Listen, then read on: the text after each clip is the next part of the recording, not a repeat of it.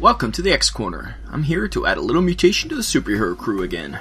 I'll be covering the X comics for the week of May 16th, 2018. This week we have 5 comics. AllNew Wolverine 35, Cable 157, The Hunt for Wolverine Claws of a Killer number 1, XMen Red number 4, and the X-Men Wedding Special number 1. Spoilers, of course. We'll start with AllNew Wolverine 35. Writers Tom Taylor and the pencilers Ramon Rosanas.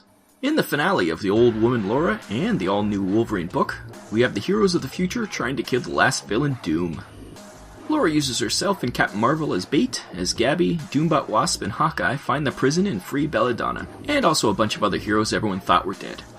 Meanwhile, it turns out Doom lured Laura to him to steal her immortal body to put his consciousness into. The joke's on him, of course, since Laura is dying, and when he tries to take over, he finds she is in constant pain. He withdraws only to find that Laura used a foot claw to kill him. The rest of the team shows up with the freed prisoners and they take down Doom's force field, freeing Latveria. Laura is prepared to die, but Gabby won't let her, saying she's earned the right to enjoy Utopia. As a capper to the all-new Wolverine series, this was a great way to give Laura a happy ending, without having to stop telling her stories. Is this the official Marvel future? Probably not, but it is a nice fairy tale. I love the end where Gabby refused to let Laura die, after all they'd gone through. There's also an epic scene where Laura says she's come a long way from being an assassin, as she walks up to Thor's hammer and tries to pick it up. She can't, of course, but Gabby's reaction is priceless, as she says that would have been awesome. Tom Taylor's quickly becoming the go-to guy at Marvel. I might even say he's the new Bendis, with all the books he writes. I may not connect with all of them, but they all are well done, and are seeped in characterization and Marvel history. Mark my words, we'll be talking about Taylor in the same way as some of the other current and past greats. As an end to the series, it was unconventional, but still good, and it gets a rating of 9 out of 10. For this story, and all that has come before it. Then there is Cable 157, the writers Lonnie Nadler and Zach Thompson, and the pencilers Jermaine Peralta. Cable is joined by his genetically created twin, Nate Gray, as the Metis keeps hunting Cable through time. Cable and Nate escape to a safe house at the end of time and meet with 3 other alternate Cables, who escape there too. One is a hard merc, the next is a calm shaman, and the last is a cyborg Superman type with only his arm not techno-organic. Slowly they reenact the Thing movie, with even a test to see who is the monster. But it turns out the monster is the safe house, and one by one all the Cables except Nate and the original are absorbed into it. Nate finds out the secret to the monster, that Cable somehow created it, and we're left with the mystery. I like this weird story as it jumps through Cable's past. Usually I feel lost, not knowing Cable as well as some other X-Men, but since the root of the story is a mystery, it works. Each issue gives us a few clues, and it doesn't feel like a cheap effect going through time and meeting other alternate versions of Cable, unlike some other series I could mention. Exiles. These writers are steeped in Cable lore, and must have done a crap ton of research for the storyline. I hope it doesn't go on too long, and stick the landing, but so far I'm having fun. 8 out of 10.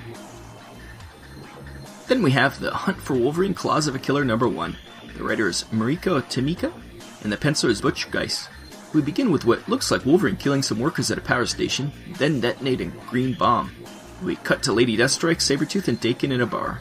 Deathstrike is getting the boys together to go hunt down and kill the newly thought to be alive Logan. They track an adamantium signal to the town, and Daken is assaulted by zombies that seem to prevent his healing factor. So we get 3 people, all of whom are currently heroes, and some of whom are on the team with a Logan, getting together to kill a Logan that may or may not be back from the dead. Contrived much? Also, if Deathstrike can track adamantium signatures all the way across the US, why the hell can't Tony Stark or the Beast or any other genius? I would have dropped this like a hot potato, but for 2 reasons. It is only 4 issues and part of the crossover. And 2, Butch Geis's art is really, really nice. He's doing a sketchy style here, and it's amazing. The story isn't that bad, I guess, other than the heroes in it, and the zombies. Okay, maybe it is bad. Can I rate the story and the art separately?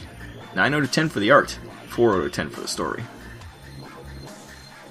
Next, we have X-Men Red number 4, the writer is Tom Taylor once again, and the penciler is Mahmoud Asrar. As we left the team last time, Storm was zapping them out of the sky. G protects them, and they take down Storm. We learn that Cassandra Nova, with the help of a mind-controlled forge, has created Sentinites, microscopic sentinels that attach to a person's brain to control them to kill mutants. Jean takes the team to Namor for shelter, and they develop special uniforms that block the Sentinites. The team is now assembled. Meanwhile, Cassandra Nova is going around infecting world leaders with the Sentinites to turn the whole world against mutants. I'd like to rave about Tom Taylor again, but this story so far is just okay. What really lets it down though is the art. People rave about Mahmoud Asrar, but I just don't see it. The art is simple and inconsistent. For some reason he can't get Jean Grey to look the same from panel to panel, and at one point I couldn't tell if it was Gabby or Laura in the panel. The action tends to be good, but in a book with a lot of people standing around talking, it gets a little rough. I'm still enjoying Trinary though. She's pretty powerful, but so far not taking over the plot. The saving grace of this book is Gabby though. She adds a levity much needed when people are murdering mutants and trying to commit suicide while being controlled by little sentinels. Her seeing a mermaid, and Laura enjoying it too, was fun, as well as when she patted Namor's abs. I can't say this book is bad, and I think it's starting to get interesting. And usually the art won't turn me off a story, but it's hard to ignore here. I still think it deserves a 7 out of 10, and I think it's only going to get better as I try to ignore the art. Lastly, we have the X-Men Wedding Special number 1. This one has 3 stories, so we'll separate them out and talk about each. The first is called The Dream Before, and the writer is Chris Claremont and the penciler is Todd Nauk. So we are treated with a recap of Kitty Pryde's life for the first half of the story. Then Kitty is tending bar and having second thoughts about the wedding when a real Nightcrawler and a bunch of ghosts show up to tell Kitty to follow her heart. So I guess this was all a dream? There is no indication of this in the story, other than it was so crazy, and the title of course. Chris Claremont writing the history of his creation Kitty Pryde was appropriate. It was like he was getting to walk her down the aisle, and it was nice of Marvel to allow him to do that. Unfortunately, the simple fact of one missing panel at the end with Kitty waking up really let the story down. Until I realized the title, I thought Chris had lost the plot literally. The art was very cartoony, but works for the dream. If we had that final panel, I'd say the story was an 8. But without it, I'm dropping it to a 7. Still touching in context of the creator, even if it was really weird. Second, we have Boys Night Out. The writer is Mark Guggenheim, the penciler is Greg Land. This is the prequel to what happened in X-Men Gold 26, with the boys taking Peter out in Vegas for his bachelor party. Peter doesn't want to be there and can't understand the point of Bachelor Night, but the others are loving it. They end up in a casino run by demons, and inevitably get into a fight. After getting kicked out, they go to the nightclub from X-Men Gold, so it really was a bad night for Peter. A fun, simple story that really is just an excuse for Peter to fight a demon.